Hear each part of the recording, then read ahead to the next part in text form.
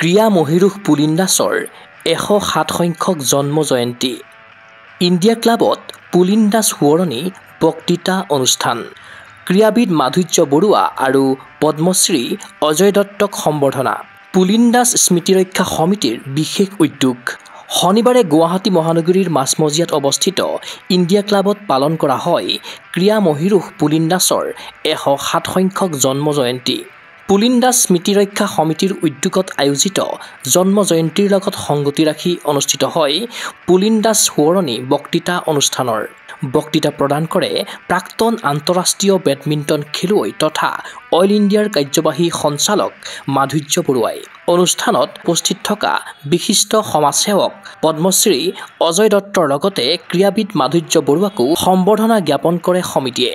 ফুলাম গামোচা, চেলেং, প্ৰশস্তি পত্ৰৰে দুইগৰাকী বিশিষ্ট ব্যক্তিক আদৰিলে পুলিন দাস স্মৃতিৰক্ষা সমিতিয়ে। অনুষ্ঠানৰ আৰম্ভণিতে ক্ৰীড়া মহীৰূহ পুলিন দাসৰ প্ৰতিচ্ছবিৰ সন্মুখত বন্তি প্ৰজ্বলন কৰাৰ লগতে মাল্যাৰ্পণেৰে শ্ৰদ্ধা নিবেদিলে সকলোৱে।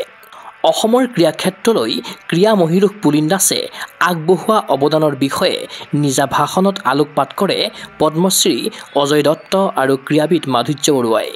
পুলিন দাসৰ সুযোগ্য পুত্ৰ তথা পুলিন দাস স্মৃতিৰক্ষা সমিতিৰ সম্পাদক কল্যাণ কুমাৰ দাসেও 107 সংখ্যক উপজা দিনত শ্ৰদ্ধাৰে সোঁৱৰিলে পিতৃক।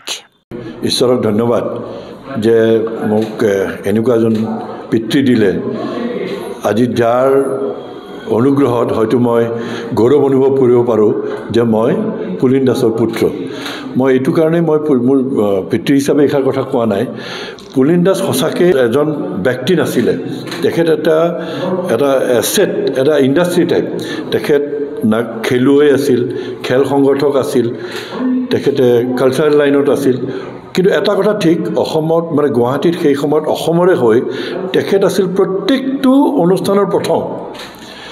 তেখেতক আজি যদি আপুনি স্পৰ্টছৰ লাইনত যায়, আজি Assam cricket association, Guwahati sports association, table tennis association, badminton association, বিভিন্ন আপুনি even then Guwahati sports association, এই সকলোৰে আৰম্ভ কৰা ব্যক্তিজনে হৈছে পুলিন দাস। আজিৰ অনুষ্ঠানটোত আমি দুজন ব্যক্তিক সম্বৰ্ধনা জনাইছোঁ। আগতেও তেনেকৈ বিভিন্ন বিশিষ্ট ব্যক্তিসকল আহি গৈছে। আজিৰ অনুষ্ঠানত আছিলে মুখ্য অতিথি হিচাপে আছে অসমৰ সন্তান, আন্তঃৰাষ্ট্ৰীয় বেডমিণ্টন খেলুৱৈ, এতিয়া তেখেতে কৰ্মৰত এক্সিকিউটিভ ডাইৰেক্টৰ অইল ইণ্ডিয়া লিমিটেডত মাধুৰ্য বৰুৱা। তাৰ লগতে আছে বিশিষ্ট অতিথি পদ্মশ্ৰী বঁটা প্ৰাপক সমাজসেৱক অজয় দত্তক আমি এইবাৰ নিৰ্বাচিত কৰি তেখেতসকলক সম্বৰ্ধনা জনাইছোঁ। আৰু অজয় দত্ত ডাঙৰীয়াই পুলিন দাসৰ বিষয়খিনি যথেষ্ট কৈছেই।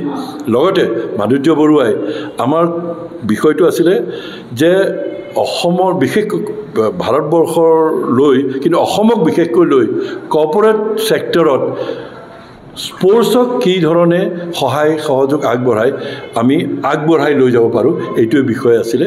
1918 চনৰ 1 নৱেম্বৰত জন্মগ্ৰহণ কৰিছিল অসমৰ ক্ৰীড়া ক্ষেত্ৰৰ মহীৰূহ পুলিন দাসে। অসমৰ প্ৰায়বিলাক ক্ৰীড়া সংগঠনৰ জন্মলগ্নৰ অন্যতম ব্যক্তি আছিল এইগৰাকী পুলিন দাস। অসমৰ ক্ৰীড়া ক্ষেত্ৰলৈ পুলিন দাসৰ অৱদান আছিল অনবদ্য। সেইগৰাকী ক্ৰীড়া মহীৰূহে 2014 চনৰ 16 জুলাইত ইহলীলা সম্বৰণ কৰে। বৰ্তমান সময়ত পুলিন দাস এই পৃথিৱীত কায়িকভাৱে নাথাকিলেও তেওঁৰ কৰ্মৰাজি, চিন্তা চৰ্চাক নৱপ্ৰজন্মৰ মাজলৈ লৈ যোৱাৰ প্ৰয়াস কৰি আহিছে পুলিন দাস স্মৃতিৰক্ষা সমিতিয়ে। তেখেতে 2014 চনতে মৃত্যুবৰণ কৰিছিলে। তো 15 চনৰ পৰা আমি এইটো অনুষ্ঠান পাতি থকাৰ অৰ্থটো এইটো যে তেখেতে যিবিলাক ইচ্ছা কৰিছিল বা ধাৰণা কৰিছিল বা তেখেতে যিখিনি প্ৰকট আছিলে, সেইখিনি আমি আজিৰ সমাজত, আজিৰ উঠি অহা সমাজৰ বা নতুন প্ৰজন্মই সেইখিনি কথা জানি তেখেতৰ যিটো নিস্বাৰ্থ যিখিনি কাম কৰি গৈছিল, তো আমি যাতে নতুন প্ৰজন্মই আজি মানে বেলেগ ধৰণৰ এটা যাত্ৰাত নগৈ এই ধৰণেই স্পৰ্টছেই হওক বা বিভিন্ন ক্ষেত্ৰতে হওক নিস্বাৰ্থভাৱে কামখিনি কৰি যাতে এইবিলাক ব্যক্তিক আদৰ্শ হিচাপে লৈ সুন্দৰ এখন অসম, সুন্দৰ এখন মানে আমাৰ জাতিটোকে লৈ বা যেনেকৈ হওক অসমখন যাতে সুন্দৰ সুঠাম ধৰি কৰিব পাৰে, এইটোৱে আমাৰ স্পৃহা। ক্ৰীড়া অনুৰাগীৰ আশা, ক্ৰীড়া মহীৰূহ পুলিন দাসৰ ধ্যান ধাৰণা কৰ্মৰাজিয়ে অনুপ্ৰাণিত কৰক নৱপ্ৰজন্মক। অসমৰ ক্ৰীড়াক্ষেত্ৰৰ অন্যতম বাটকটীয়া ক্ৰীড়া মহীৰূহ পুলিন দাসলৈ 107 সংখ্যক জন্ম জয়ন্তীত গগ' স্পৰ্টছ এনিৰ তৰফৰ পৰাও যাচিলোঁ সশ্ৰদ্ধ প্ৰণাম। চিন্ময় বৰাৰ প্ৰতিবেদন গগ' স্পৰ্টছ এনি। ফিজিকেল এডুকেশ্যন বিষয়ত ডিগ্ৰী পাঠ্যক্ৰমৰ কাৰণে অসম তথা উত্তৰ পূৰ্বাঞ্চলৰ প্ৰথমখন শিক্ষানুষ্ঠান অভিৰুচি ইনষ্টিটিউট অৱ ফিজিকেল এডুকেশ্যন। 2 বছৰীয়া ফিজিকেল এডুকেশ্যনৰ BPEd পাঠ্যক্ৰম আৰু 4 বছৰীয়া BPES পাঠ্যক্ৰমৰ বাবে নামভৰ্তি চলি আছে। বিতংকৈ জানিবৰ বাবে আজি যোগাযোগ কৰক। যোগাযোগৰ নম্বৰসমূহ হৈছে 9435100098, 7002233540, 88765210998, ৱেবছাইট www.aipguwahati.in।